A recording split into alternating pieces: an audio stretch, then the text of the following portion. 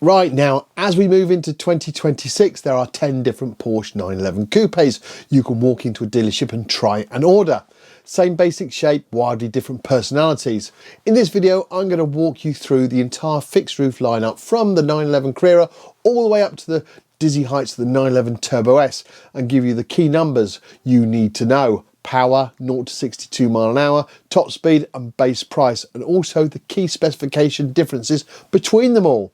Before we dive into the individual cars, let's quickly clear up what is meant by a coupe and not a Targa and a Cabriolet, because Porsche uses all three in the 911 range.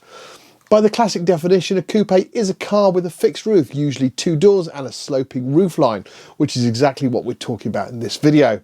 This video is just about the coupes, fixed roof, 2 doors, classic 911 silhouette. I'll cover the current Targa and Cabriolet ranges in a separate video, should people watch this one. One more quick note, I'll be using 0 to 62 times rather than 0 to 60 because 62 mile an hour is 100 kilometers an hour. Power is quoted in PS, metric horsepower, and I'll give you an approximate figure in BHP using a simple conversion where 1 BHP is about 0.986 of a PS. Prices are UK base prices before options, but include VAT at the time of producing this video. Things can change. Under the skin, all the Carrera base models use a 3-litre twin-turbo flat-6 engine, the heart of the modern 992 generation from 911.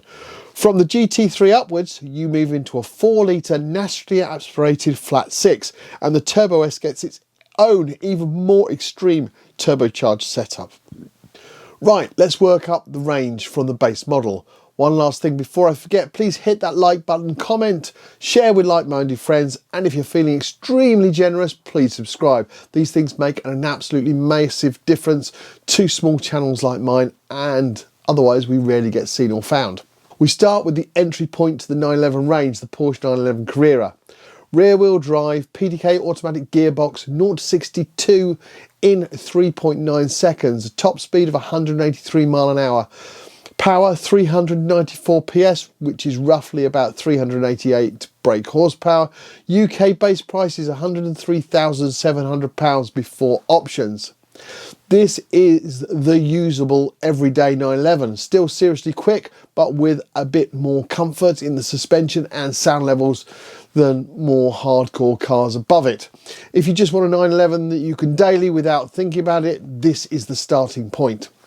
Step up one more ladder run and you get the Porsche 911 Carrera T, the Touring, which is basically the enthusiast version for a base car. Rear wheel drive, manual gearbox, 0 to 62 in 4.5 seconds, top speed of 183 mile an hour. Power is 394 PS, again it's about 380 brake horsepower. UK base price £115,400 before your options. Compared with the standard Carrera, the T keeps the same engine but adds the 10mm lower PASM sport suspension, mechanical limited slip differential, sport chrono, lighter glass and reduced sound deadening. And in many markets you lose the rear seats, all to save weight and sharpen the driving experience. So over the Carrera, the key upgrade is feel rather than outright numbers. More involvement, more noise, more connection, and a manual gearbox as standard, which is fabulous. A very capable car, and one I consider the direct equivalent to my own 22-year-old manual 911 997 version. From there we move into the S models, starting with the Porsche 911 Carrera S. It's rear wheel drive again, PDK automatic, 0 to 62 in 3.3 seconds, top speed 191 miles an hour. Power is 480 PS, roughly that equates to 473 brake horsepower. UK price is £120,500 before options. Over a Carrera or Carrera T, the big story is more power from the same 3-litre twin-turbo engine, along with bigger brakes, larger wheels, the extra standard kit. It feels like a proper setup without going full GTS. Faster, more serious, but still very usable on a daily basis. Next is the Porsche 911 Carrera 4S. Mechanically, it's very similar to the S, but it's all-wheel drive. So it's all-wheel drive, PDK automatic, 0 to 62 in 3.3 seconds. Top speed of 191 mile an hour. Power is 480 PS, which equates to about 473 brake horsepower. UK price is £127,000 before options. The key difference over the rear drive S is traction. That powered front axle gives you a lot more confidence and usable performance in poorer weather. Think of it as an all-season 911S, slightly heavier but devastatingly effective on wet or cold roads. Above the S cars sits the first GTS, the Porsche 911 Carrera GTS. Rear-wheel drive, PDK automatic, 0 to 62 in 3 seconds. Top speed of 194 mile an hour. Power is now at 541 PS, roughly 530 brake horsepower more. UK base price is £137,900 before options.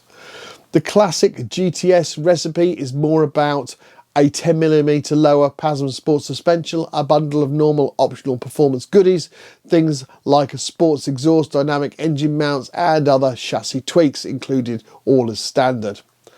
So over a Carrera S, the GTS gives you extra pace plus more focused chassis out of the box, making it a real sweet spot, do anything 911 for lots of buyers. Then there's the Porsche 911 Carrera 4 GTS, which does for the GTS what the 4S does for the S. It adds all-wheel drive. All-wheel drive, PDK automatic, 0 to 62 in 3 seconds dead. Top speed of 194 miles an hour. Power is now at 541 PS, which is 530 brake horsepower thereabouts. UK price is £144,400 before options. Over the rear drive GTS, the 4 GTS keeps the same big power and suspension, but gives you even more real world speed in bad weather, especially on cold, damp roads.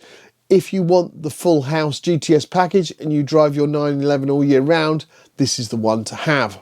Now we step out of the Carrera family into the GT cars from Porsche's motorsport department, starting with the Porsche 911 GT3 Touring. The Touring takes the full GT3 mechanical package, 4-litre naturally aspirated flat 6, race-inspired double wishbone front suspension and huge brakes, and wraps it into a more subtle shell without the big fixed rear wing. Rear wheel drive, manual or PDK options, 0 to 62 in about 3.9 seconds, top speed of hitting 194 mile an hour. Power's at 510 PS, roughly 503 brake horsepower. UK base price on this vehicle is £158,200 before options. Over the Carrera 4 GTS, the key challenge is character. You trade turbocharged punch for everyday refinement for a high-revving, naturally aspirated engine that wants you to spin to 9,000 RPM, much more aggressive chassis tuning, and a car that's really built with track work in mind, just packaged in a relatively understated way. Parked next to that standard Porsche is the 911 GT3. Rear-wheel drive, manual or PDK, 0 to 62 in 3.4 seconds, top speed of 193 mile an hour. Power is 510 PS, again that's around 503 brake horsepower. UK base price of £158,200 before options. Mechanically it's very similar to the Touring, same 4-litre engine, same basic suspension layout, but here you get more over dynamics, including the trademark swan neck rear wing for extra downforce on that track. So over the GT3 Touring, you're really choosing aero and attitude. You sacrifice some subtlety for extra downforce and a bit more track focus, that the iconic GT3 look. Finally, we finish at the top of the regular road car range with the Porsche 911 Turbo S Coupe, my absolute favourite. All-wheel drive, PDK automatic only, 0 to 62 in 2.5 seconds, top speed of 200 mile an hour. Power at 711 PS, which equates to roughly 701 brake horsepower. UK base price is £199,100 before options.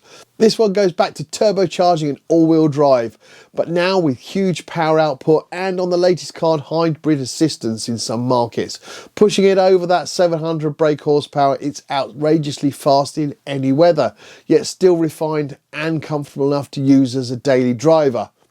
Well, with a standard plush interior and lots of standard equipment. Compared with the GT3 RS, the Turbo S is less of a track weapon and more of an everyday supercar. Quieter, more luxurious, but even faster in a straight line and more confidence inspiring on a damp road.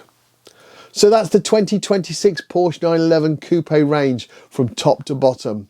Any of these jump out to you as your perfect daily driver or maybe weekend car? Let me know in the comments. In future videos, I'll be doing deep dive reviews on each of these models individually, including more detail on specifications, performance, features and options. We've already done that for the Turbo S, so if you want to know the facts on the 700 brake horsepower 911, make sure you check out that video after this one. If you found this overview useful, subscribe to the channel and make sure you've got notifications on so you don't miss any up and coming Targa and Cabriolet range videos. Till the next one, JP out.